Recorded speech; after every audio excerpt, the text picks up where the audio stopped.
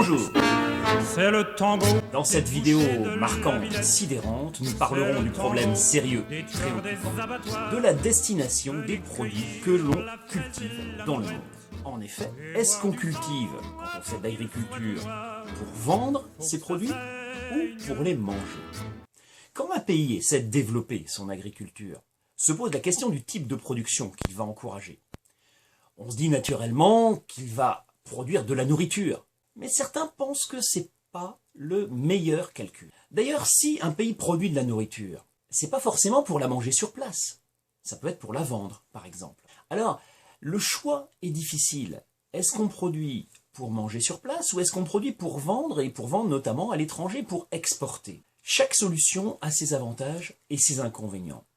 Et le problème se pose très sérieusement dans les pays qui ne parviennent pas à nourrir toute leur population. Soit parce qu'ils sont trop pauvres, soit parce que leur population augmente trop vite, soit parfois un peu des deux. Alors, ça paraît logique qu'on donne la priorité à ce qu'on appelle les cultures vivrières. Les cultures vivrières, ce sont celles qui produisent de la nourriture faite pour être consommée sur place, notamment par ceux-là même qui la cultivent, par leur famille, par leurs voisins, par les gens de la ville voisine. Ce sont des cultures qui sont adaptées au milieu naturel, et puis on sait comment les cultiver. Ça fait des siècles qu'on cultive ces cultures-là. Ces exemples de cultures, elles sont multiples. Vous avez le riz dans de nombreux pays, le mil, le sorgho, le blé, en Afrique notamment, le manioc. Il y a de multiples cultures vivrières qui sont la base de nombreuses civilisations dans le monde. Logiquement, quand on produit plus, puisqu'on produit pour l'alimentation, eh bien on peut espérer atteindre l'autosuffisance alimentaire. C'est assez logique. Oui, mais la question, pour pouvoir arriver derrière au développement, comment faire pour produire plus quand on utilise des techniques traditionnelles? Parce qu'on cultive depuis longtemps ces produits-là, mais avec les mêmes techniques. Et ces techniques sont bien souvent un peu archaïques. On a un exemple célèbre, c'est le cas du Sahel. Le Sahel, cette bande de terre au sud du Sahara en Afrique.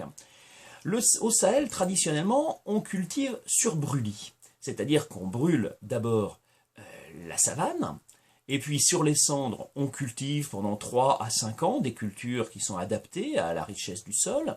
Et puis au bout de 3 à 5 ans, comme le sol est épuisé, on laisse le sol se reposer pendant 5, 10, 20, 30 ans. On appelle ça la jachère. Du coup, pendant ce temps-là, le paysan se déplace et il va cultiver un autre champ qu'il laisse lui-même en jachère après et il continue à se déplacer, ainsi de suite, pour revenir au bout d'un certain nombre d'années sur le champ qu'il avait laissé en jachère, dont la terre s'est régénérée. On appelle ça l'agriculture itinérante sur brûlis. Alors c'est très efficace, ça fait très longtemps qu'on pratique ça. Le problème, c'est lorsque la population augmente. S'il y a plus de monde, eh bien, il y aura plus de pression sur les terres, il y aura moins de terres disponibles. Donc on va être obligé de laisser la terre moins longtemps en jachère pour qu'on puisse à nouveau revenir sur la même terre parce que les autres terres sont occupées et on ne sait plus où aller parce qu'il y a plus de monde. Donc si on laisse la terre moins longtemps en jachère, voire même si on ne fait plus de jachère du tout, ce qui arrive de plus en plus au Sahel aujourd'hui, la terre ne se régénère plus, elle s'appauvrit. Elle se fragilise, et les racines des arbres qui retenaient le sol, eh bien, elles finissent par pourrir, elles finissent par disparaître, parce qu'on laboure et on cultive sans arrêt, et les arbres ne repoussent plus. Avec la pluie, avec le piétinement des animaux, avec le vent, sont des phénomènes importants au Sahel, notamment pendant la saison des pluies, le sol finit par être lessivé, le sol se fragilise, et on assiste à une érosion massive du sol, le sol s'en va, comme on voit sur cette photo ici, ou comme celle-là, où on voit un sol qui subit un ravinement très important à cause de la pluie, et le désert avance progressivement. On appelle ça la désertification, conséquence de l'érosion des sols. Cette désertification, elle est très importante. Dans certaines régions du Sahel, le désert avance de 5 km par an. Donc l'agriculture vivrière, qui est souvent associée à des techniques rudimentaires, à la pauvreté, elle permet de produire de la nourriture. Oui, mais pas assez pour des pays dont la population augmente. Au contraire, dans ces pays-là, elle risque de conduire à l'épuisement des sols. Donc ce n'est pas forcément la solution. Alors certains paysans ont tenté autre chose. Ils ont tenté ce qu'on appelle les cultures commerciales. Les cultures commerciales, ça peut être de la culture de nourriture, mais pas forcément des produits de base. En Côte d'Ivoire, par exemple, en Afrique de l'Ouest, on a choisi de développer le café et ici on voit le cacao. Au Kenya, en Afrique de l'Est, on a développé la culture du café. Au Brésil, en Amérique du Sud, on a développé la culture du soja. Au Mali, en Afrique occidentale, on a développé la culture du coton. En Indonésie, on a développé la culture du palmier à huile. Tout ça, ça peut être de la nourriture, enfin le coton pas trop, mais le point commun de ces cultures, c'est qu'elles ne sont pas faites pour être consommées sur place, elles sont faites pour être vendues et exportées de façon à rapporter de l'argent et du profit. En fait, le soja brésilien, ça sert aux États-Unis à nourrir des bœufs pour faire des hamburgers. Le coton du Mali, ça sert à faire tourner le textile européen. C'est une façon de gagner de l'argent, et cet argent, c'est ce dont ont besoin, bien sûr, les pays pauvres. L'autre avantage, c'est aussi que, pour les paysans de ces pays, c'est un moyen de s'intégrer au marché mondial, s'intégrer à des circuits de commercialisation moderne et d'entrer dans une économie qui ne soit plus une économie seulement de subsistance. Entrer dans le marché mondial, ça a des implications, parce qu'avec cet argent, bien sûr, ce qu'on va faire d'abord, c'est se nourrir. Donc on peut espérer arriver, sinon à l'autosuffisance alimentaire, du moins à la sécurité alimentaire, parce qu'on a les moyens d'acheter de l'alimentation. Mais cette nourriture, l'avantage, c'est que ça sera la nourriture que l'on choisit. C'est pas forcément une nourriture locale. Ça permet une diversification alimentaire, comme on voit ici en Afrique, des gens qui consomment des baguettes de pain faites avec du blé européen et qui ne sont plus obligés de manger de la bouillie de manioc, par exemple. Et puis en plus, ils vont pouvoir acheter autre chose que de la nourriture. Ils vont pouvoir acheter des choses utiles pour leur consommation. Ils vont pouvoir acheter des machines, des biens d'équipement pour se moderniser.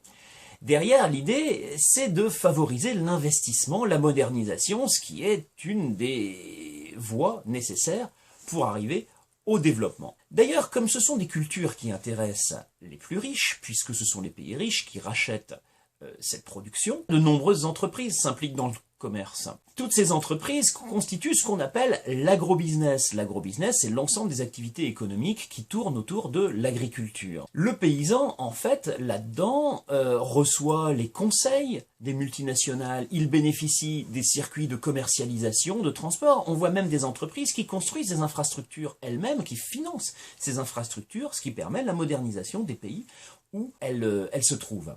On voit même parfois des entreprises multinationales qui achètent des terres ou qui louent des terres en embauchant éventuellement les paysans comme ouvriers agricoles, comme au Brésil où on a planté des milliers d'hectares d'eucalyptus pour faire du papier, ou en Afrique où on voit des entreprises chinoises notamment qui achètent d'immenses domaines pour produire de la nourriture qui est ensuite exportée vers la Chine.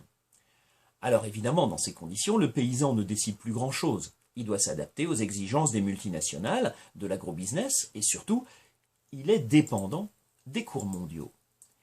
Les cours mondiaux, les prix mondiaux, eh bien, ce sont les prix auxquels il doit vendre sa production, parce que s'il est intégré au marché mondial, il vendra ses produits non pas au prix du marché local, mais au prix du marché mondial. En conséquence, il gagne de l'argent si les prix mondiaux sont élevés. On va reprendre l'exemple de la Côte d'Ivoire en Afrique de l'Ouest, où on a développer la production et l'exportation de cacao.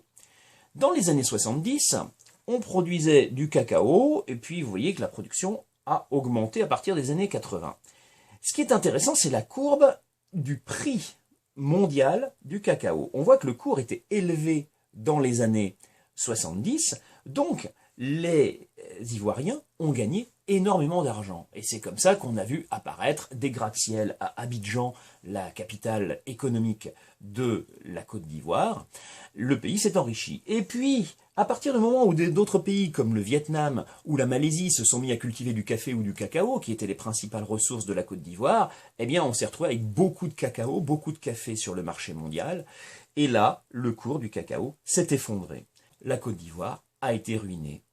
La Côte d'Ivoire est redevenue aujourd'hui ce qu'on appelle un PMA, un des pays les moins avancés, et c'est un pays qui est passé plusieurs fois à la limite de la guerre civile, un pays pauvre comme les autres, un pays qui a une agriculture productive, mais où les gens ont faim. D'ailleurs, si les cours mondiaux sont bas, c'est pas seulement à cause de la surproduction, c'est pas seulement parce que le Vietnam ou la Malaisie se sont mis à produire beaucoup, c'est aussi parce que quand on vend ces produits sur le marché mondial, on est en concurrence avec d'autres pays, notamment les pays européens ou les États-Unis.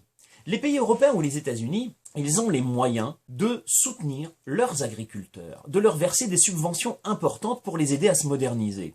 Donc les agriculteurs européens ou américains, ils peuvent se permettre de vendre leurs produits à des prix très très bas.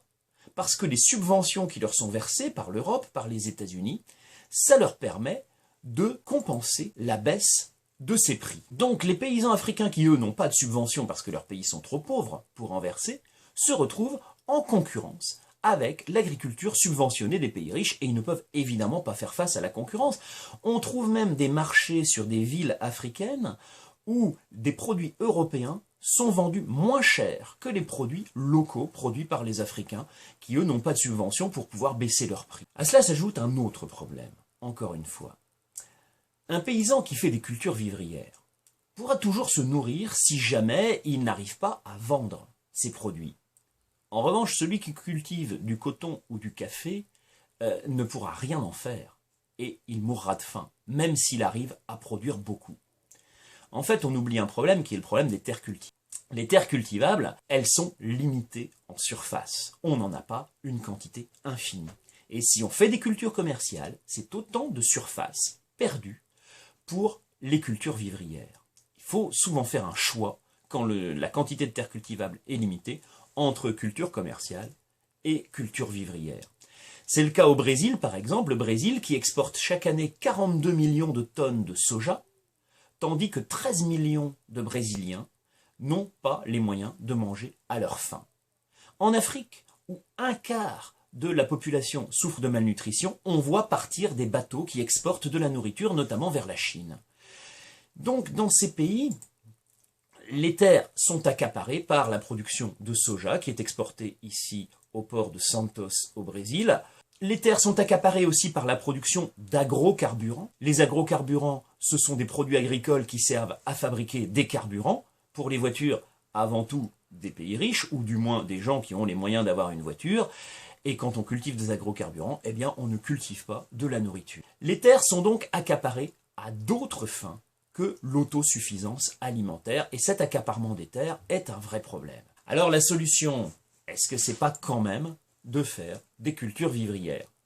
D'une certaine façon, mais on a vu que ce n'était pas facile face à la croissance démographique. En fait, les deux formes d'agriculture sont complémentaires et il faut trouver un équilibre qu'on n'a pas encore tout à fait trouvé aujourd'hui. On sait que d'ici 2050, il faudra produire 70% de nourriture en plus.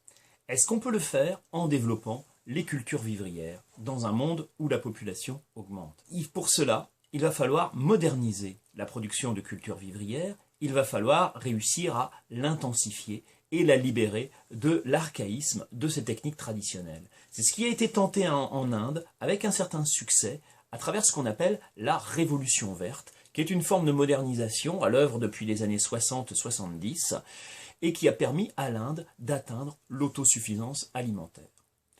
Donc le choix est difficile. Face à la lenteur de la croissance de l'agriculture vivrière, les pays pauvres peuvent être tentés de développer l'agriculture commerciale. D'autant que les multinationales de l'agrobusiness les encouragent et leur font des promesses mirifiques, qui sont bien souvent des illusions. Mais il paraît logique de faire de l'autosuffisance alimentaire la priorité, ce qui passe par la modernisation de l'agriculture vivrière.